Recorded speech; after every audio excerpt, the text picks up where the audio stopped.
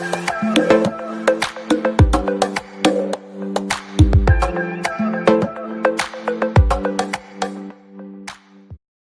Friends, ഇന്ന് ഞാൻ വന്നിട്ടുള്ളത് ഒരു ഐസ്ക്രീം റെസിപ്പിയും കൊണ്ടാണ്.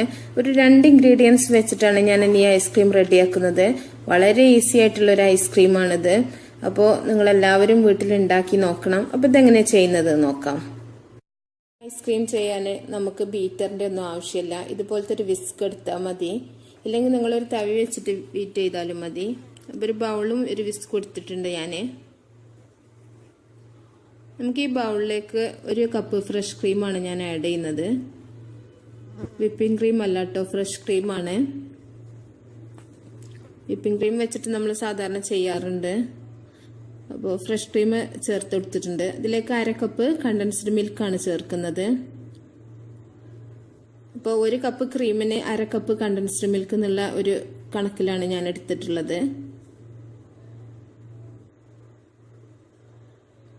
ഇത് നമുക്ക് ഈ വിസ്ക് വെച്ചിട്ട് നന്നായിട്ടൊന്ന് ബീറ്റ് ചെയ്തെടുക്കണം. അപ്പം നമ്മൾ ബീറ്റർ ഇല്ലാണ്ടാണ് ചെയ്യുന്നത്. അപ്പം നല്ലോണം ഒന്ന് കൈ വെച്ചിട്ട് തന്നെ ഒന്ന് ബീറ്റ് ചെയ്യാം.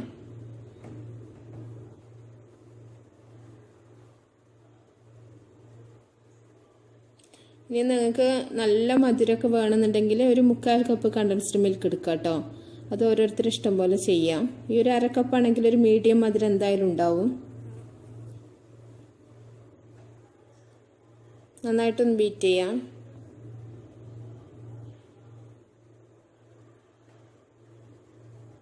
അപ്പോൾ ഇനി ബീറ്റർ ഇല്ലാത്തവർ വിഷമിക്കണ്ട. ബീറ്റർ ഇല്ലാത്തവർക്ക് ഐസ്ക്രീം ഉണ്ടാക്കാം കേട്ടോ. വളരെ പെട്ടെന്ന് തന്നെ ഉണ്ടാക്കുക. അതുപോലെ തന്നെ ഇൻഗ്രീഡിയൻസ് ഒക്കെ വളരെ കുറവല്ലേ, അതുകൊണ്ട് അങ്ങനത്തെ കോംപ്ലിക്കേഷൻസ് ഒന്നുമില്ല. ഇതിലേക്ക് ഞാൻ 2 ഡ്രോപ്പ് വാനില എസൻസും കൂടെ ചേർക്കുന്നുണ്ട്. എസൻസ് ചേർക്കണം എന്നൊരു നിർബന്ധമില്ല, ഇത് ഓപ്ഷണലാണ്. നിങ്ങൾക്ക് ഇഷ്ടമുള്ള ഏത് എസൻസ് വേണമെങ്കിലും ചേർക്കാം. നമുക്ക് ശരിക്കും ഫ്രഷ് ക്രീമും കണ്ടൻസ്ഡ് മിൽക്കും മാത്രം മതി ഐസ്ക്രീം ചെയ്യാനായിട്ട്. നല്ലൊരു മിൽക്കിൻ്റെ ആ ഒരു ഫ്ലേവർ തന്നെയാവും. അപ്പോൾ ഫ്ലേവർ കൊടുക്കണമെന്നുണ്ടെങ്കിൽ നിങ്ങൾക്ക് ഇഷ്ടമുള്ള ഏതെങ്കിലും എസൻസ് നിങ്ങൾക്ക് ചേർക്കുക. അത് ഓരോരുത്തർ ഇഷ്ടം പോലെ ചെയ്യാം കേട്ടോ. അപ്പോൾ നന്നായിട്ട് ബീറ്റ് ചെയ്ത് വെച്ചിട്ടുണ്ട് ഞാൻ.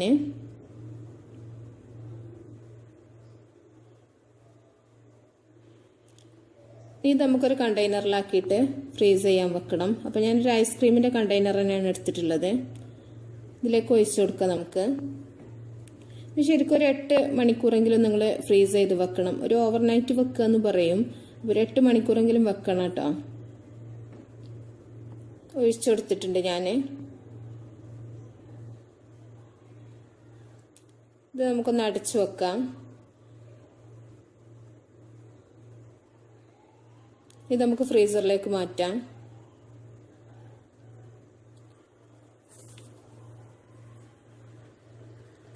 നിങ്ങൾ വൈകുന്നേരം ഉണ്ടാക്കിയിട്ട് പിറ്റേന്ന് രാവിലെ ഒക്കെ എടുത്താൽ മതി. അപ്പോൾ 8 മണിക്കൂർ കഴിഞ്ഞിട്ട് ഞാനിത് പുറത്തെടുത്തിട്ടുണ്ട്. നമ്മുടെ ഐസ്ക്രീം നല്ല പെർഫെക്റ്റായി വന്നിട്ടുണ്ട്, നല്ല സെറ്റായിട്ടുണ്ട്. അപ്പോൾ ഇത് നമുക്കൊരു സ്കൂപ്പർ വെച്ചിട്ടൊന്ന് സ്കൂപ്പ് ചെയ്തിട്ട് സെർവ് ചെയ്യാം. അപ്പോൾ സ്കൂപ്പർ ഇല്ലെങ്കിൽ നിങ്ങൾ വിഷമിക്കണ്ട, ഒരു സ്പൂൺ വെച്ചിട്ട് കോരിയിട്ടെടുത്താൽ മതി. അപ്പോൾ ഞാൻ എൻ്റെ കയ്യിലുള്ളതുകൊണ്ട് എടുത്തു എന്ന് മാത്രം. നമുക്കൊരു സെർവിങ് പ്ലേറ്റിലേക്ക് മാറ്റാം.